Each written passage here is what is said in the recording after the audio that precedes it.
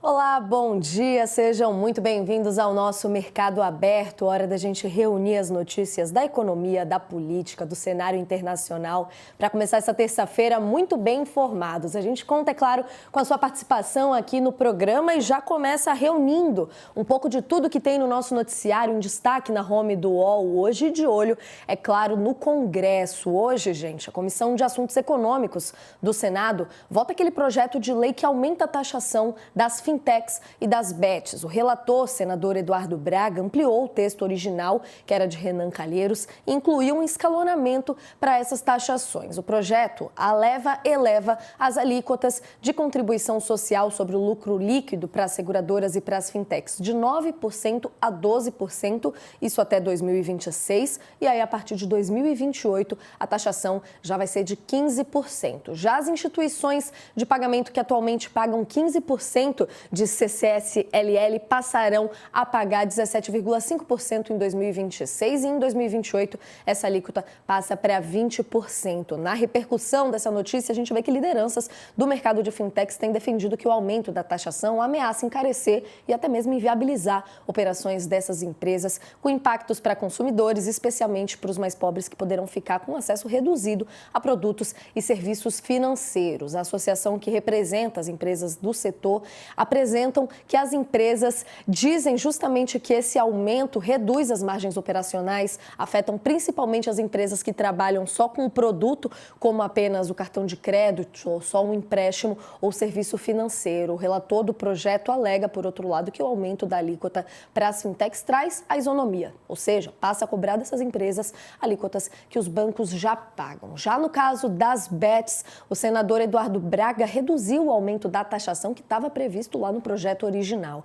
O senador Renan Calheiros tinha previsto aumentar a tributação de 12% para 24%. Pelo texto agora do relator, o aumento vai ser de 12% para 15% em 2026 e 18% em 2028. A base do cálculo é a receita bruta de jogo calculada com o total arrecadado com as apostas, menos o valor pago com um prêmio. O texto destina total ou parcialmente ali 3% ou 6% da arrecadação adicional das bets para estados, Distrito Federal e municípios durante o período de 2026 a 2028, com um objetivo dentro do proposto de compensar as perdas com o aumento da faixa de isenção do imposto de renda até para quem ganha até R$5.000, que a gente já noticiava por aqui essa semana. Ainda na agenda do dia, a gente fala também, gente, da Comissão de Constituição e Justiça da Câmara dos Deputados, que pode analisar hoje a cassação da deputada federal Carla Zambelli. A análise está na pauta da reunião dessa terça-feira e a previsão é que o relator, que é o deputado Diego Garcia, apresente o parecer sobre o caso durante a sessão. Um pedido de vista ainda pode adiar essa discussão, a gente vai acompanhar ao longo do dia, mas te lembra que a Zambelli foi condenada a 10 anos de prisão pelo STF por comandar uma invasão ao sistema de Conselho Nacional de Justiça. A gente sabe que não cabe mais recursos nessa condenação por ela ter sido condenada criminalmente em decisão definitiva. A Câmara precisa dar aval à perda do seu mandato. Antes de a condenação se tornar definitiva, a parlamentar fugiu, a gente lembra, para a Itália, o que levou a ela ser incluída na difusão vermelha da Interpol. Zambelli, que foi presa em julho desse ano, só em Roma. Além da prisão, o julgamento do Supremo determinou a perda do mandato de Zambelli sem deliberação da Câmara, só que o presidente da Câmara, o deputado Hugo Mota, decidiu adotar um rito diferente, enviou o caso à análise dos deputados. Depois dessa análise da CCJ, o caso vai ser submetido ao plenário principal da Casa, lembrando que são necessários no mínimo 257 votos para que a deputada seja cassada. A gente segue acompanhando por aqui. A gente tem repercussão também na nossa política aqui brasileira nos jornais internacionais. O jornal inglês Financial Times fez uma reportagem, gente, dizendo que o movimento bolsonarista está em crise no Brasil e que o movimento do deputado federal Eduardo Bolsonaro lá nos Estados Unidos para tentar livrar o pai da prisão fracassou espetacularmente, de acordo com as palavras trazidas na reportagem. A publicação diz que o lobby de Eduardo, junto ao governo Trump, resultou em tarifas comerciais que irritaram a classe classe empresarial brasileira e expuseram o deputado a acusações no Brasil. Para o jornal, Jair Bolsonaro sofre com a prisão e com erros cometidos pelos filhos, sendo esses os principais fatores que explicam a atual crise do bolsonarismo que eles destacam. A publicação relata também que Eduardo permanece nos Estados Unidos, vivendo o que eles chamaram de exílio autoimposto, com receio de voltar ao Brasil e enfrentar denúncias. O texto também cita o senador Flávio Bolsonaro como responsável por desgastes recentes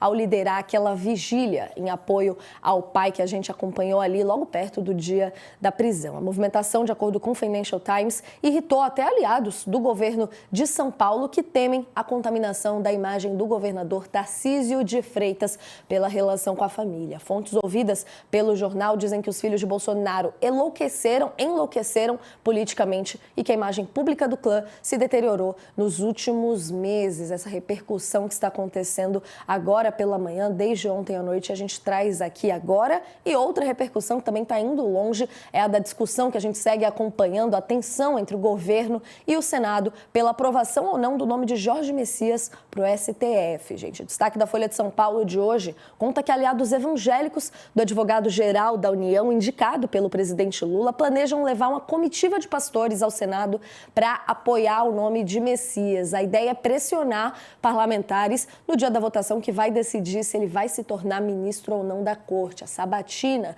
de Messias. O nome do advogado-geral da União tem sofrido resistência, a gente tem acompanhado aqui no noticiário no Senado e corre o risco, então, de não ser aprovado. Levar os pastores para pedir esses votos a favor dele seria uma forma de indicar aos parlamentares que a eventual rejeição do nome de Messias poderia ali ser mal recebida por parte do eleitorado evangélico e até prejudicar o desempenho de certos políticos na próxima campanha eleitoral. A gente lembra, o Messias precisa do voto favorável de pelo menos 41 dos 81 senadores para assumir o cargo no Supremo, uma matemática que anda difícil pelo que se traz dos bastidores da política no momento. Nossa colega Daniela Lima conta que Messias também foi buscar apoio de um dos maiores cardeais do MDB para tentar vencer essas resistências ao nome dele no partido, que tem 11 votos no Senado. Ele esteve recentemente com o ex-presidente José Sarney. Na conversa com Sarney, de acordo com aliados dos dois lados, Messias apresentou suas credenciais e pediu ajuda do ex-presidente para chegar aos senadores do MDB. Sarney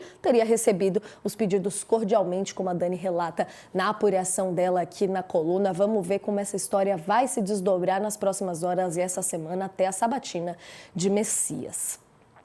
No cenário internacional, destaque para a Venezuela. O presidente Nicolás Maduro ignorou o prazo dado pelo líder dos Estados Unidos, Donald Trump, e decidiu permanecer na Venezuela em meio à pressão militar dos norte-americanos. Na ligação que houve entre os dois há 2 semanas, Trump teria dado um prazo de 1 semana para Maduro deixar a Venezuela com a família. Como o ultimato ali não foi respeitado, como Trump alegou, o presidente dos Estados Unidos anunciou no sábado que fechou o espaço aéreo venezuelano, segundo a agência de notícias Reuters. Maduro diz que Trump só deixaria o país se ele e a família tivessem uma anistia total. O pedido incluía a remoção de todas as sanções dos Estados Unidos e o fim de um caso emblemático que ele enfrenta no Tribunal Penal Internacional. Trump rejeitou a maioria das solicitações de Maduro, também de acordo com a Reuters, nessa apuração que vem sendo divulgada a conta-gotas desde essa ligação que eles tiveram por telefone. O presidente dos Estados Unidos disse que o adversário e a família dele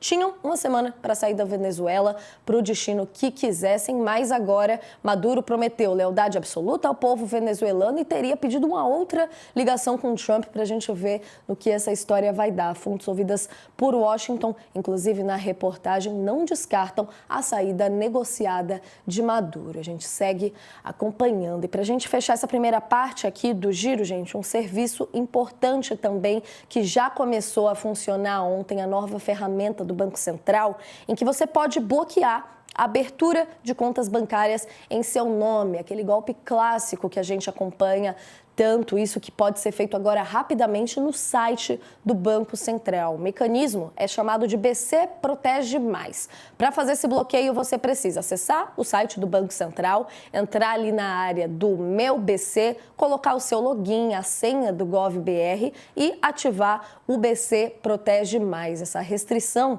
para abertura de contas vai ser comunicada de maneira automática pelo Banco Central a todas as instituições financeiras. O BC Protege Mais foi criado justamente para impedir essas fraudes relacionadas à abertura de contas com uso de documentos falsos, e esse bloqueio vale para abertura de conta corrente e poupança. Só não funciona para conta salário, aquela que a gente abre exclusivamente para receber os pagamentos. O serviço é grátis e pode ser cancelado pelo próprio usuário quando ele decidir que quer abrir uma nova conta. De acordo com a diretora de Cidadania de Supervisão de Conduta do Banco Central, a medida também protege contra a inclusão fraudulenta como titular na conta de terceiros, um serviço aí importante para o cidadão, também contribuindo para o sistema como um todo. Aqui no UOL, a gente dando uma olhada na nossa home, a gente também fala da manchete do momento do nosso colega Graciliano Rocha, trazendo o destaque de que o Fundo do Banco do Brasil está fazendo apostas de 400 milhões nos minerais desejados por Trump. A gente vai te contar os detalhes do que o Graciliano traz aqui pra gente, mas é no nosso intervalo. Fica com a gente aqui no YouTube, que a gente continua por mais 3 minutinhos, trazendo esse detalhe e também o giro pelas bolsas.